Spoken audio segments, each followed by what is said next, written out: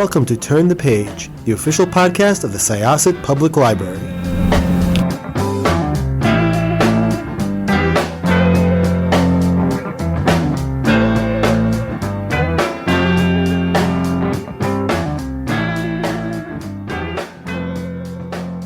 Hi, this is Jessica with Syosset Library's Turn the Page podcast.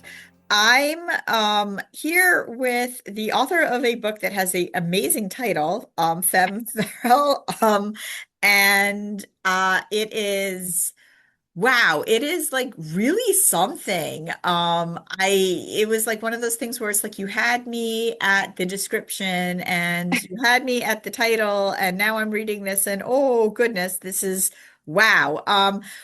Would you please introduce yourself and tell us about this book? That's very kind of you to say, firstly. Hi. So I'm Sam Beckbessinger. I am a South African writer. I have been writing for nearly a decade now, but Femme Feral is my first adult novel. And it's about a woman in her mid 40s, and she's one of those women that I think we all know, people like this, where she kind of has an infinite to-do list in her head, and she is the person who keeps everything together for her family, for her business, for her life, for everyone else. And basically, she starts experiencing these really strange physical changes that she thinks are perimenopause. But really, what's happening is she's turning into a vicious, bloodthirsty werewolf.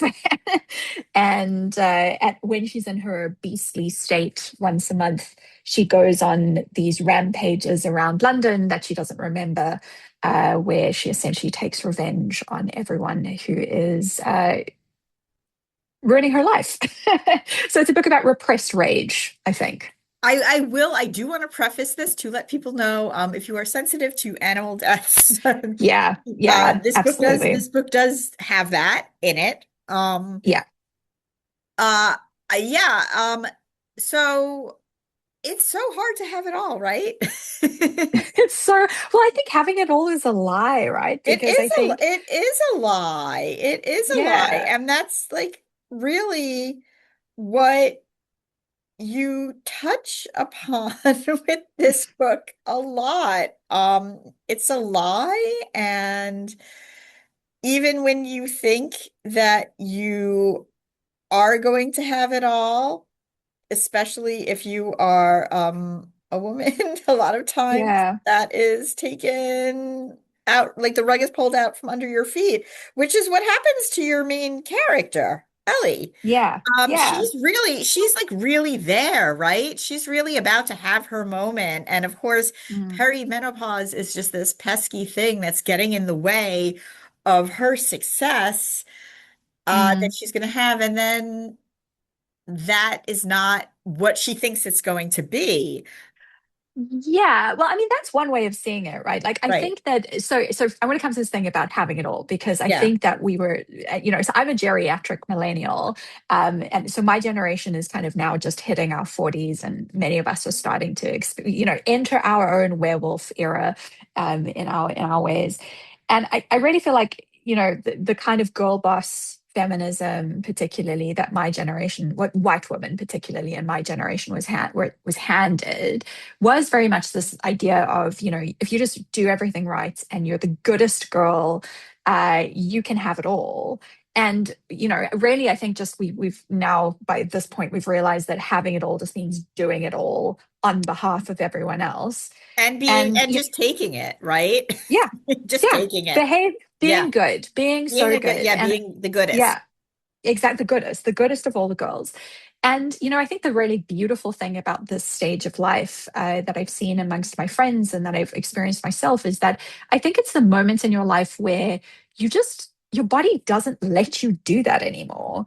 And what you are forced to confront is everything that you've been repressing all the time, the kind of the shadow self. I think the book is, to some extent, it's a Jekyll and Hyde story.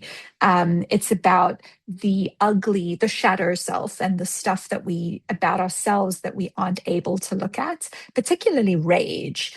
this book is not autobiography. I don't have to change all my clothing once a month because they Are you have sure rips in them. You know, you don't wolf out? Because I want to know like I wish I what your could. secret is, because man. But I mean, thanks. But I mean, no, I really, for most of my life, the thing that does feel very that I was writing through, I think, is that for my entire life up until, I nearly hit 40, I really honestly believed one of my core beliefs about myself was that I'm not an angry person. I'm just a person that never feels anger. That's just not an emotion that I have. I feel sad sometimes, I get down, sometimes I get ill from stress, but I never get angry. And boy, did I realize how much that just wasn't true. My anger was there all the time. It was sitting somewhere and it was curdling. And I think that, when we raise young women, particularly, to feel like anger is an unacceptable emotion for us to feel, we we aren't even able to recognize it when we feel it. And then it metastasizes inside of us and it can become something really, really ugly. And I think that, the kind of the beautiful falling apart of midlife is it's the moment where all of your strategies of repression they fail, and that can be really beautiful and but quite gory. So you said this is your first adult book. How was that transition for you? Because that's wild. Oh, yeah, I mean, so I think the thing is about writing novels is it's always been my greatest dream to some extent. Like it's the thing that when I was a little kid, it was the only thing I wanted to do was write stories, and I've been writing stories since I was really, really little. But Mhm, I think because it was my biggest dream, I was quite scared of it, mhm, and I had this idea in my head that to be a novelist, it's just this kind of unattainable dream, and only the most amazing and brilliant and special people get to do that. mhm. And I didn't feel like I was good enough, basically. So I Right. basically tried every other kind of writing before this. I've written for TV, I've written for kids TV, I've written a young adult novel, I've written that I co-wrote with my friend Dale Halverson. I made a video game. I've tried literally every other type of writing. I've written some nonfiction books. And I think finally, really, there was nothing else to do except actually, again, confront this thing that I'd been resisting, but I'd always really desperately wanted.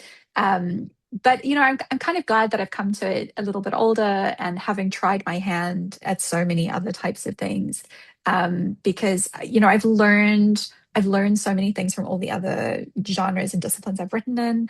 Like, writing for like kids TV, for example, has really taught me about structure and has taught me about how to tell a joke. I'm not a naturally funny person, but I wanted to make this quite serious novel as funny as I could. So I sort of stuffed in a whole bunch of jokes. Um, and yeah, I mean, it felt like the thing that I could no longer avoid doing to some extent.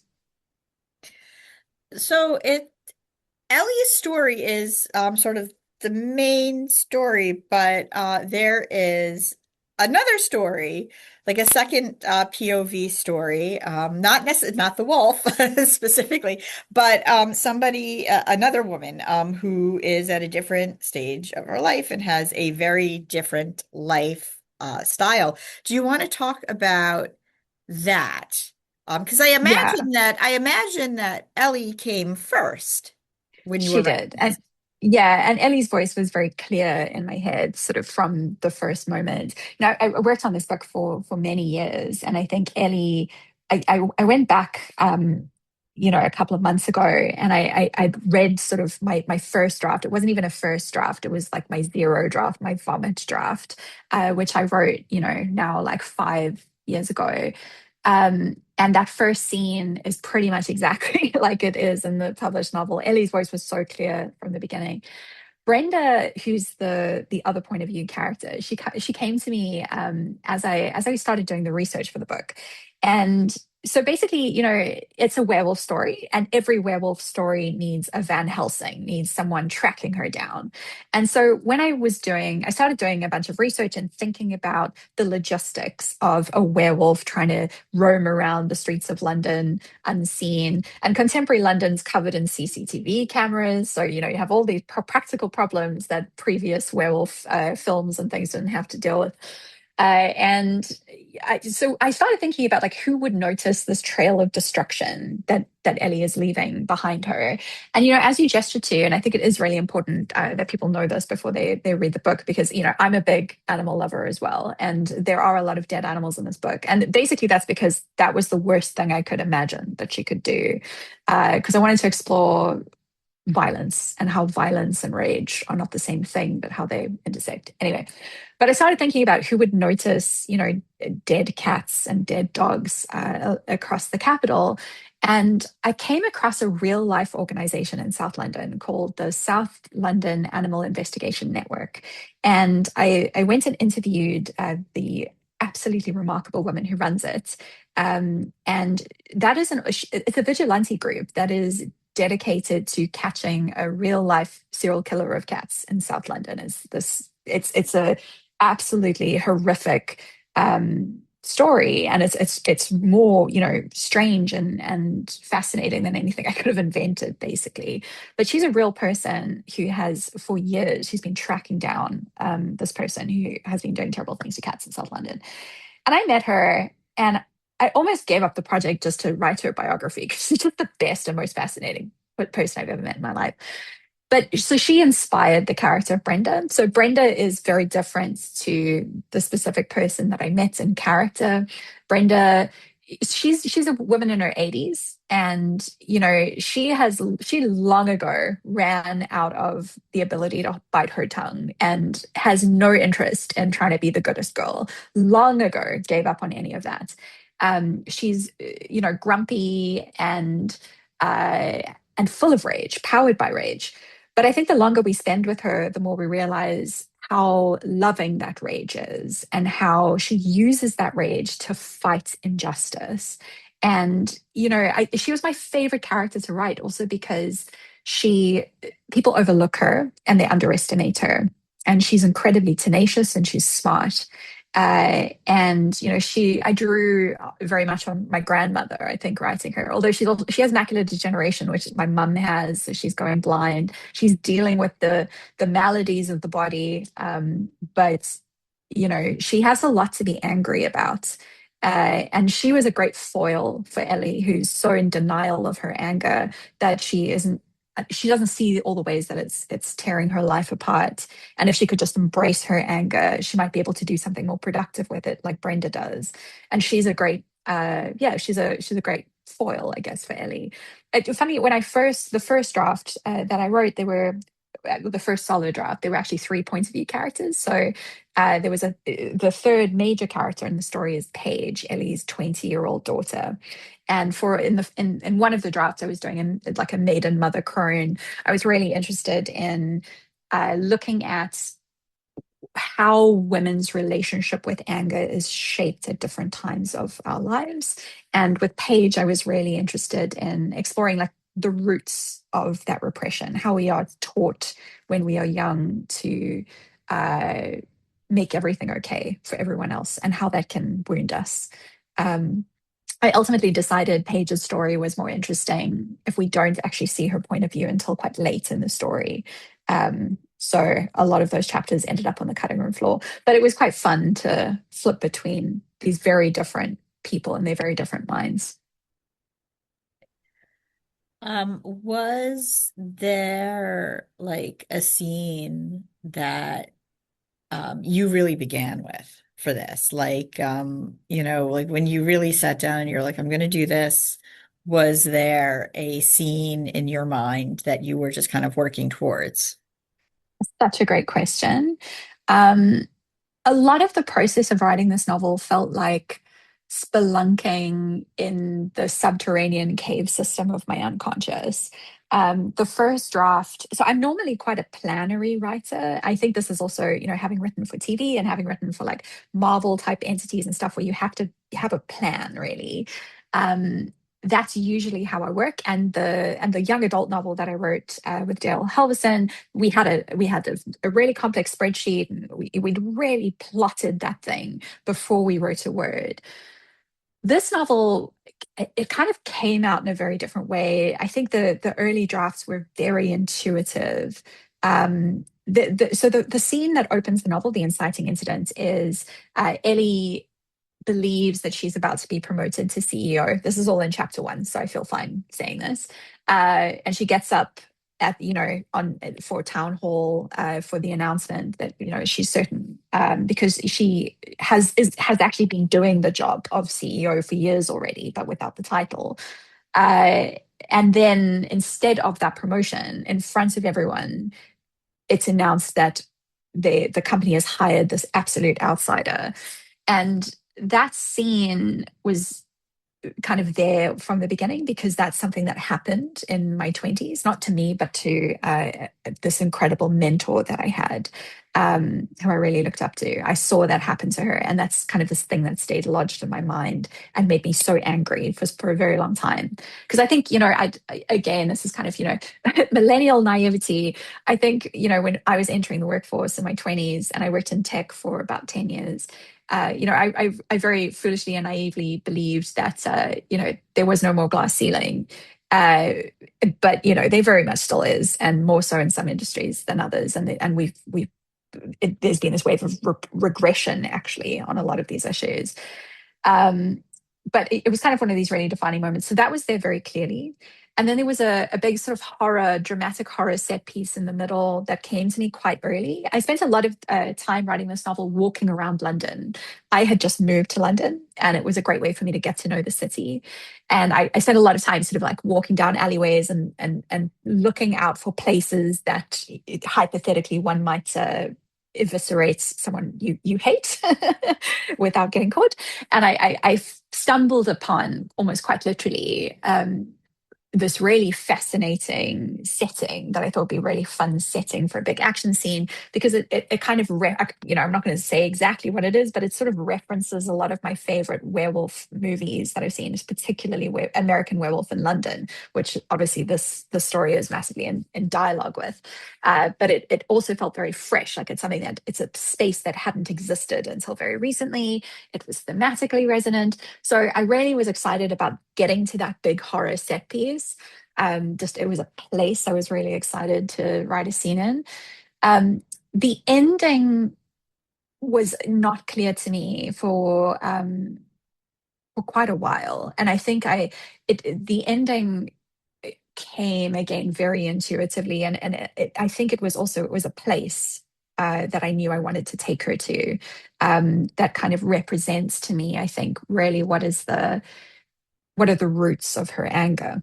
And it also a place sort of very much inspired by a real place in my life. Um, Difficult to talk about without giving too much away about the ending. But I knew I wanted to get her there, but I didn't have a clear sense about what would happen there. Um, the first draft that I wrote ended in a much more dark way than the book that's ultimately published. I think because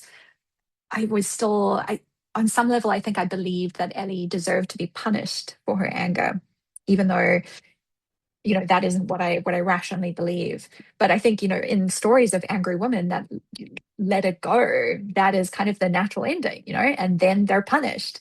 And it was interesting to me to reflect on, the first ending that I wrote. It felt like that was the script that needed to play out. It was in my mind. And it was really fun to then kind of very consciously write against that, and give her a very different kind of ending. Um, yeah, there were a lot of scenes that I was really excited to get to. I was really excited for Ellie to meet a pack, basically, because I think everyone needs friends. And yeah, there were some images that, and thinking about it, this is such an interesting question. I think the images were usually about places. They were places I wanted to take her. Well, thank you so much. It was delightful to chat with you. Um, this book is coming out. When is the release date exactly? It's out already. It It's out came out a already. couple of weeks Okay. ago. You can Yes. go and pick it up on your shelves right now. Yeah, massive content warning for animal death and gore. And there's a couple of other content warnings which are up on my website. But yeah, I hope that the people who need some femme gore catharsis, this is the book that will appeal. Thank you so much. This was Jessica with Syosset Libraries Turn the Page podcast. Our guest was, Sam Beckbessinger. and we are going to close this chapter of Turn the Page. It's time to close this chapter of Turn the Page. Join us for the next episode.